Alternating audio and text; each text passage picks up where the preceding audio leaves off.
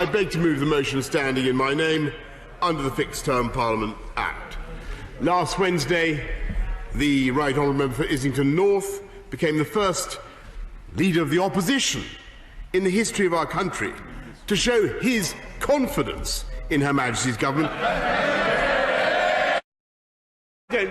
I hope this step would be unnecessary, yet I have accepted the reality that an election is the only way to break the deadlock in the House and to serve the national interest by giving whoever is Prime Minister the strongest possible mandate to negotiate for our country at next month's European Council.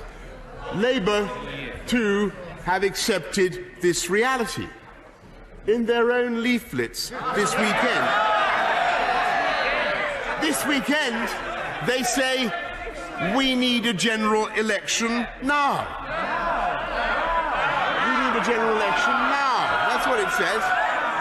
And yet throughout the weekend, the Right Honourable Gentleman's cronies, together with those of other opposition parties, have been trying to disguise their preposterous cowardice by coming up with ever more outrageous excuses for delaying an election until the end of October or perhaps November, or when hell freezes over.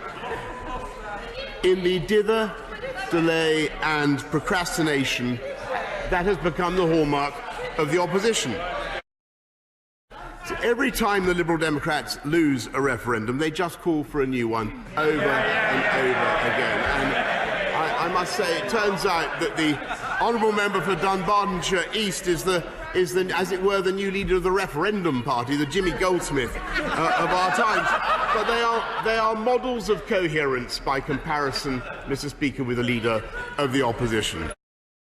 I'm grateful. Thank you so much, Mr. Speaker. Her Majesty's. They say they can't hear. How's that? How's that?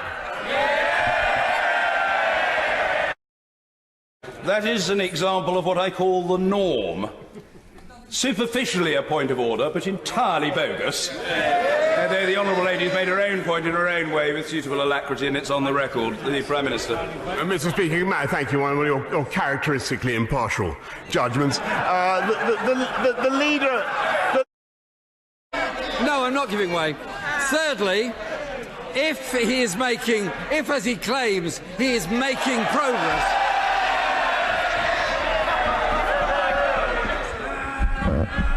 Mr. Speaker, if the Right Honourable Gentleman really wishes to avoid a no-deal Brexit, can he explain why he is unwilling to call an election, go to Brussels, and seek to... Order!